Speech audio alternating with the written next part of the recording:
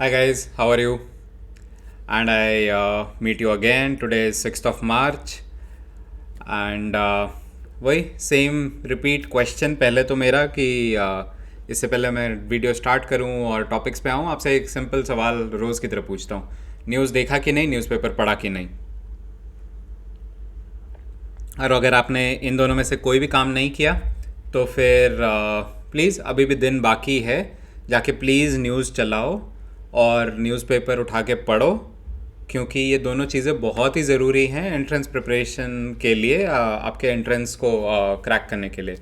ठीक है, तो एक तो हो गया आपको याद दिलाने का काम, मेरा रोज़ का माय रूटीन जॉब। दूसरा, ये याद दिला रहा हूँ कि अगर वीडियो पसंद आ रही है तो प्लीज़ लाइक बटन प्रेस करो, ताकि मेरे को पता तो चले कि आपको वीडियो पसंद आ भी रही है कि नहीं। और कमेंट में तो डालो कि मेरे को क्या चेंजेस करने हैं। आपने जो चेंजेस मेरे को बोले थे, जो रेकमेंड किए थे, वो चेंजेस मैं करता चला जा रहा हूँ रोज़। और तीसरी चीज़ कि प्लीज़ आपके जो भी क्लासमेट्स हैं, जो भी फ्रेंड्स हैं, जो आपको पता है कि वो प्रिपरेशन कर रहे हैं एंट्रेंस की, and some of them may not be able to afford it और some of them have still not started, तो उनके साथ प्लीज़ ये वीडियो शेयर भी करो, ताकि उनको भी समझ में आए कि एंट्रेंस में किस टाइप के क्वेश्चन आते हैं, क्या प्रिपरेशन करनी होती है, and they can get started with the entire effort. Cool. तो चलिए, without wasting any more time, सीधा टॉपिक पे चलते हैं। मैंने आपके लिए आज कौन से 5 टॉपिक निकाले, and these 5 topics are really interesting. इसमें से कुछ आपको ऐसे भी मिलेंगे जो शायद यू गाइज वॉरेंट अवेयर कि दुनिया में ये भी चीज़ें एग्जिस्ट करती हैं। तो वो आज मैंने कुछ ऐसा भी डाला है इसमें। So I really enjoyed pulling out these 5 topics for you today. So let's begin. पहला, so this is to do with the wearables market. और वेरेबल्स मार्केट किसको कहते हैं? वेरेबल्स कहते हैं these. So this is not a wearable, what I am wearing is like a traditional wrist watch. ये तो normal wrist watch है। Wearables होता है जब अगर आप एप्पल वॉच पहनते हो, या फिटबिट पहनते हो, गार्मिन पहनते हो, टॉम टॉम पहनते हो। मैंने कल जो वीडियो बनाई थी उसमें मैंने जो पहना, the watch I was wearing yesterday, yellow green colour का स्ट्रैप था। अगर आप ने मेरी कल वाली वीडियो देखी है, that is a wearable, because वो इलेक्ट्रॉनिक डिवाइसेस होते हैं, रिचार्जेबल होते हैं, फ़ोन से कनेक्ट होते हैं। उसमें you can see your emails and other health statistics just beyond time. ये तो घड़ी मेरी खाली टाइम और डेटेड टाइम बताती है, पर वेरेबल्स आर स्मार्ट डिवाइसेस। जो स्मार्ट वॉचेस होते हैं उन्हें वेरेबल्स कहते हैं। और इंडिया ने मतलब रिकॉर्ड ही क्रिएट कर दिया है वेरेबल के डिमांड के पॉइंट ऑफ व्यू से। समहाउ ऐसा लग रहा है कि इंडियंस ने नॉर्मल घड़ी पहननी छोड़ दी, अब सबको स्मार्ट वॉचेस और वेरेबल्स ही चाहिए। और उसमें से अच्छा ये भी हो रहा है कि काफ़ी सारी इंडियन कंपनीज भी आगे आ रही है बढ़ के इनको लोकली मैन्युफैक्चर करने के लिए, और लॉन्च भी कर रही है। थोड़ा टाइम पहले टाइटन ने अपनी सीरीज़ लॉन्च की थी, फिर which is Titan is an Indian company, 100% Indian company. मैंने फ्लिपकार्ट अमेजोन पे देखा है, नॉइज़ करके एक कंपनी है which also is an Indian company, उसके काफ़ी प्रोडक्ट्स पॉपुलर हैं। एप्पल वॉच तो इज़ लाइक वॉनबी थिंग कि सबको ही चाहिए।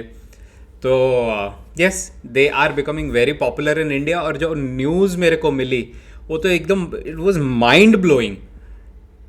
मतलब आप सोचते हो कि सेल 10% बढ़ गई होगी, 20% बढ़ गई होगी सेल। पिछले साल जो सेल थी, सेम टाइम पिछले साल जो सेल थी, उसके मुकाबले जब 2019 में जो सेल हुई और 2020 के अब जो नंबर्स बाहर आए, 2020 में सब घर पे बैठे हुए थे, लॉकडाउन था, and the demand for smart watches like doubled भी नहीं, 1.5 गुना हो गया। Like 144% increase in the sale of smart wearables in the India market. और इंडिया इकलौती मार्केट है, India is part of the top 20 wearable markets in the world. Top 20 countries में जहाँ सबसे ज़्यादा वेरेबल डिवाइसेस सेल होती है, इंडिया टॉप उसमें है। और उसमें से भी इंडिया इकलौती कंट्री है जहाँ पे उसकी इनकी डिवाइसेस, इन स्मार्ट वॉचेस की, इन स्मार्ट वेरेबल्स की सेल जो है, that has become gone up by 3 digit percentage growth। बाकी कंट्रीज में 2 digit percentage growth, मतलब 100% से कम ही ग्रोथ रही है। सेल डबल नहीं हो गई, भारत में 1.5 गुना सेल बढ़ गई। कि अगर 2019 में एग्जाम्पल 1 लाख यूनिट बिके थे, तो 2020 में 2.5 लाख यूनिट बिके हैं, लाइक 2,44,000 यूनिट। It's crazy. और इस रिपोर्ट को पब्लिश किया है इंटरनेशनल डेटा कॉरपोरेशन ने, which tracks and monitors devices by their serial number. और इन डिवाइसेस को, तो इलेक्ट्रॉनिक डिवाइसेस को सीरियल नंबर से ट्रैक करना, मॉनिटर करना बहुत आसान होता है, right? Because everything has a unique serial number in the world of electronics. हर डिवाइस का एक यूनिक आईडी होता है, तो उसको आराम से कितने रजिस्टर हुए, कितने सेल हुए, बहुत ऑथेंटिक, बहुत एक्यूरेट डेटा होता है ये। सो या I just thought I should bring it out to you कि हम इंडियंस बस एक अलग ही दिशा में निकल पड़े हैं अब। हर कोई अगर आईफोन, एप्पल वॉच सॉरी, नहीं अफोर्ड कर पाता है इंडिया में या नहीं पहनता, तो ज़रूरी नहीं है कि वही एक लौती चीज़ है जो चाहिए। कितने सारे और भी ऑल्टरनेटिव्स हैं और इंडियंस बस उसको उनको खरीदते जा रहे हैं। Cool. So this is the first one. Now let's move on to the next article that I have pulled out for you. Okay, this is political in nature, तो I will obviously exercise some caution कि मैं क्या बताऊं, क्या बोलूं और क्या ना बोलूं। Obviously you shouldn't talk too much of political stuff, specially हमारी जो क्लासेस हैं, हमारा जो डिस्कशन का एजेंडा है वो आपको एंट्रेंस के लिए प्रिपेयर करना है, ना कि किसी एक पॉलिटिकल टॉपिक पे डिबेट करना, राइट? तो Hong Kong, which all of you know is an autonomous region of China. ठीक, चाइना के नीचे एक छोटा सा आइलैंड है, बहुत ही छोटा सा आइलैंड है हांगकांग। सब बहुत फेमस है, आप सब लोग जानते हो कि हांगकांग ऐसी कोई चीज़ नहीं है that you guys don't know of.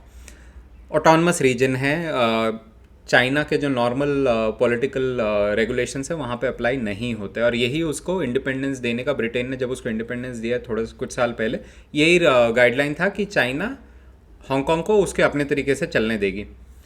But things didn't really work out that way. Is China wants to have greater control on Hong Kong, and also wants to make it very pro-Chinese way of just Chinese governance है, China single party system है, elections नहीं होते, democracy नहीं है China में। China चाहता है कि हांगकांग में भी यही हो। तो लास्ट ईयर जो इलेक्शंस हुए थे वहाँ पे, लास्ट टू लास्ट ईयर 2019 में, समथिंग वेरी अनएक्सपेक्टेड हैपेंड। उसमें क्या हुआ था, इलेक्शन में 85% सीट्स जो मिली थी वो मिल गई प्रो डेमोक्रेसी पार्टी को, जो कि which was absolutely against what China really thought and wanted. China doesn't want democracy, so much of democracy in Hong Kong. China चाहती है कि जो हमारे नॉर्मल चाइना में जो जिस तरह से गवर्नेंस होती है उसी तरह से गवर्नेंस हो हांगकांग में। और यहाँ पे उल्टा हो गया, प्रो डेमोक्रेसी। पूरे हांगकांग के सारे लोगों ने वोट दे दिया कि 85% लोगों ने वोट दे दिया कि नहीं, हमें डेमोक्रेसी चाहिए, जैसे इंडिया में जिस तरह से गवर्नमेंट रूल करती है। तो this was a shocker for China कि ये तो unexpected thing has happened. So they then have decided कि चाइना 24 ईयर्स से हांगकांग में ओपन इलेक्शन होने दे रही थी, but now they have decided कि अब ओपन इलेक्शंस नहीं होंगे चाइना में। एंड हर एक इंडिविजुअल कैंडिडेट जो कि खड़ा होगा इलेक्शन में, भले ही वो रूलिंग पार्टी का हो या ऑपोजिशन पार्टी का, पहले तो उसे प्रो चाइनीज़ होना पड़ेगा। वो अगर चाइना गवर्नमेंट सपोर्टर है तभी वो इलेक्शन में खड़ा हो सकता है।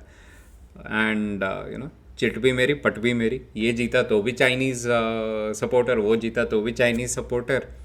एंड बस यही हो रहा है। चाइना ने फाइनली जो उनका 24-25 सालों से वो एक्सपेरिमेंट कर रहे थे कि इलेक्शन होने दें हांगकांग में, बट फिर भी लोग प्रो चाइना रहें, चाइना ने उसको छोड़ दिया। They just dumped the idea. Now it is like जैसा चाइना में होता है वैसा ही हांगकांग में होगा, पीरियड। हमें कुछ डिस्कस ही नहीं करना। Now it's up to everyone to see कि कैसा है। इसके साथ और भी न्यूज़ आर्टिकल्स आपने देखे होंगे। ब्रिटेन काफ़ी इसके अगेंस्ट है, उसने लोगों को जो कि हांगकांग में पुराने ब्रिटिश रेसिडेंट्स हैं या ओरिजिनल हांगकांग के रेसिडेंट हैं, उनको बोला है कि आ जाओ ब्रिटेन आ जाओ, will give you British passport, will give you British visa, residency.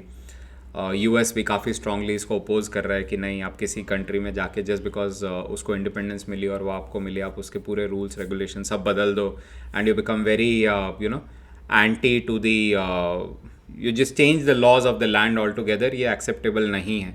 But let's see how it all pans out. चलिए, the third one is linked to COVID. And before I read out tell you more about this article guys, आपसे बस एक ही request है। Covid के cases काफ़ी बढ़ रहे हैं, हम रोज़ न्यूज़ में देख रहे हैं केसेस बढ़ते जा रहे हैं। So I have one humble request to all of you, please stay safe, please stay very very safe, take all the precautions, take wear your mask, जब आप पब्लिक प्लेसेस में जाओ प्लीज़ सैनिटाइज़र अपने साथ कैरी करो, social distancing maintain करो। मुझे पता है आप लोग बोर्ड एग्ज़ाम्स आएंगे, अपने फ्रेंड्स से मिलोगे, और कुछ स्कूल्स भी खुल गए हैं एंड आप, आई एम श्योर आप फ्रेंड्स से मिलते भी हो, बट प्लीज़ पता है कोविड बता के तो आएगा नहीं, और ना ही उसका कोई शेप और फॉर्म है कि वो आपको पता चलेगा कि आ रहा है या दिख रहा है। It's very easy to contract and you can not tell कि कब कहाँ कैसे हो जाए।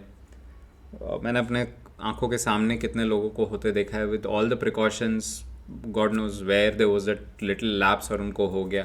सो I have just one humble request to you guys, आप मेरे फेवरेट स्टूडेंट्स हो, and I really really really want you to guys to be safe, ताकि आपका ध्यान बिल्कुल ना बटे, सिर्फ एग्ज़ाम और प्रिपरेशन में आप अपना पूरा कंसंट्रेशन दे पाओ और फालतू की चीज़ें आपको अफेक्ट ना करें। So please take all the precautions and stay safe. सिर्फ इतना कहना चाहता हूँ मैं आपसे, सिर्फ इतनी मेरी छोटी सी रिक्वेस्ट है, फॉलो दिस। जब तक आपके एंट्रेंस वगैरह ना हो जाए, खुद सेफ रहो, अपनी फैमिली को बोलो सेफ रहें, ताकि आपका प्रिपरेशन का जो मोमेंटम है वो ज़रा सा भी इम्पैक्ट ना हो पाए, ठीक। So yup, let's get back to the topic, कि टॉपिक मैंने क्या, आर्टिकल क्या निकाला आपके लिए। तो WHO चीफ और the head of World Health Organization, उन्होंने रिक्वेस्ट किया है कि कोविड वैक्सीनेशन से जो रिलेटेड पेटेंट्स हैं, प्लीज़ उनको हटा दो, उन पे उतनी लड़ाई मत करो, उन पे इतनी बहस मत करो।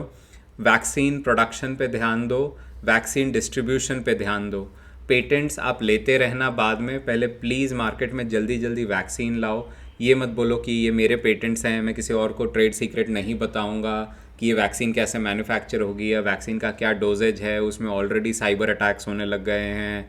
And you don't want any more situation कि कोई वैक्सीन का कंसाइनमेंट जा रहा हो और उसको कोई लूट ले, कोई उसके लिए एक और वॉर खड़ा हो जाए।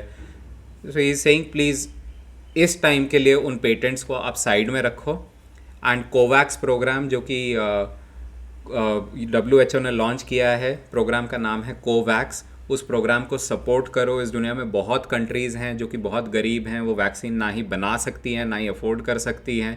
Let's support those countries. 51 countries के आसपास है उसमें लिस्ट में नाम।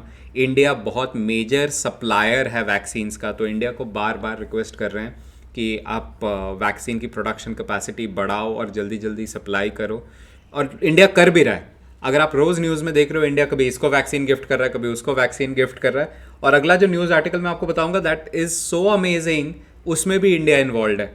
सो yup, this is it that WHO has requested that please waive off the patents on all the COVID-19 vaccine manufacturing.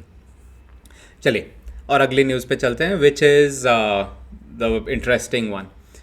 तो वैक्सीन डिलीवर कैसे हो रही है, अगर आपको थोड़ा सा भी ध्यान हो, जब इंडिया में पहला कोविशील्ड वैक्सीन निकली थी सेरम इंस्टीट्यूट ऑफ इंडिया के प्लांट से, न्यूज़ में आया था, ट्रक लेके निकला एंड दे वर वेविंग, और उस पर COVID-19 वैक्सीन, इमरजेंसी ड्यूटी, वो सब कुछ बैनर लगा हुआ था। काफ़ी मीडिया हाइप के साथ पहला ट्रक निकला था प्लांट से। अब धीरे धीरे वो डिलीवरीज होती तो जा रही है। अब पूरी दुनिया में हर जगह एक्सेसिबल नहीं है, right, let's be realistic. India में भी कितनी जगह है जो कि इतनी इजीली एक्सेसिबल नहीं है। अगर आपको अभी भी काफ़ी इंडिया के रिमोट एरियाज़ में, डीप इंडियन विलेजेस में वैक्सीन पहुंचानी है, या फिर आपको ऊपर northern most states, union territories, Kashmir, Ladakh, वहाँ वैक्सीन पहुंचानी है, या आपको नॉर्थ ईस्ट में मिज़ोरम, नागालैंड वैक्सीन पहुंचे, कितना लंबा रास्ता है। रेल, एयर रूट या ट्रेन रूट, अगर बल्क में पहुंचानी है, फिर flight, mostly air by air ही हो रही है डिलीवरीज। तो फ्लाइट लेके निकलेगा, फिर वो कहीं पे एयर स्ट्रिप तो हर जगह नहीं है, it will land at the airport, फिर वहाँ से बाय रोड वैक्सीन्स निकलेंगी, then mountainous roads, and after lot of difficulty it will reach the end point जहाँ पे वो वैक्सीनेशन होनी है। इसके लिए some couple of years back एक कंपनी, एक स्टार्टअप था, ये अभी भी एक स्टार्टअप ही है। कंपनी का नाम है जिप लाइन। अगर आप देख रहे हो, मैंने फर्स्ट रो का जो लास्ट वर्ड है जिप लाइन, कंपनी का नाम ही जिप लाइन है स्टार्टअप का। वो क्या करते हैं, उन्होंने घाना से स्टार्ट किया था। Ghana is a very small African country, और घाना की स्पेशलिटी क्या है कि ज़्यादातर लोग सिटी के बाहर रहते हैं, उनकी मेजॉरिटी पॉपुलेशन विलेजेस में रहती है, सिटी में बहुत ही कम लोग रहते हैं घाना में। और उन तक मेडिसिन पहुंचाने के लिए जिपलाइन ने क्या किया, ड्रोन्स में, दे हैव ड्रोन्स, ड्रोन में वो बॉक्स को लगा देते हैं नीचे with a parachute, and the drone flies, और जहाँ पे भी वो डिलीवरी देनी होती है वो ड्रॉप कर देते हैं पैराशूट। तो वो जो मेडिसिन का बॉक्स है वो by parachute it lands, and जिसको चाहिए वो कलेक्ट कर लेता है, ड्रोन घूम के अपना वापस चला जाता है। तो उसे ड्रोन को लैंड भी नहीं करना पड़ता कहीं पे, और तो कोई लैंडिंग स्ट्रिप या लैंडिंग मैकेनिज्म, आसपास का कुछ trees and antennas, they don't affect. वो एक ओपन सा लोकेशन देख के जहाँ पे भी ड्रॉप करना है वहाँ पे ड्रॉप कर देते हैं, जिसको उठाना है मेडिकल हेल्थ केयर वर्कर्स को उठा लेते हैं, and delivery of medicine has really been very effective by this means in Ghana. अब इसके साथ व्हाट हैज़ हैपेंड इज़ कि इंडिया ऑब्वियसली कोविड-19 वैक्सीन्स भेज रही है घाना को। तो सेरम इंस्टीट्यूट ऑफ इंडिया की जो वैक्सीन है कोविशील्ड, वो जा रही है घाना, फर्स्ट लॉट पहुंच गया, और इमिडिएटली जिप लाइन ने उसको using the Zipline drones delivery start कर दी। And this is the first ever drone based कोविड-19 vaccine delivery in the world. By truck हो रहा है, बाय एयरप्लेन हो रहा है, बाय शिप हो रहा है, बाय बसेस, बाय कार, सब तरीके से वैक्सीन डिलीवर हो रही है। बट बाय ड्रोन ये वर्ल्ड का पहला इंस्टेंस है जहाँ पे ड्रोन से कोविड-19 वैक्सीन डिलीवर हुई है in the country of Ghana in Africa. And Indian link to this is कि वैक्सीन इंडिया से गई है सारी। इसके बाद ऑब्वियसली ये अगर सक्सेसफुल हो गया तो Zipline is saying and WH is also requesting them कि और प्लीज़ फैसिलिटीज़ बढ़ाओ, and India also I think really need something like this, क्योंकि बहुत रिमोट, इंडिया बहुत बड़ी कंट्री है, बहुत रिमोट लोकेशंस हैं। Imagine if you get something like this, कितना यूज़फुल होगा मेडिसिन डिलीवर कर पाना, राइट। बट रिक्वायरमेंट उसकी ये भी होती है कि आपका एयर स्पेस बहुत ज़्यादा कॉम्प्लिकेटेड नहीं होना चाहिए, सेफ्टी सिक्योरिटी इश्यूज़ भी उसमें थोड़े से रिलेटेड होते हैं, वो क्लियरेंसेस होनी चाहिए।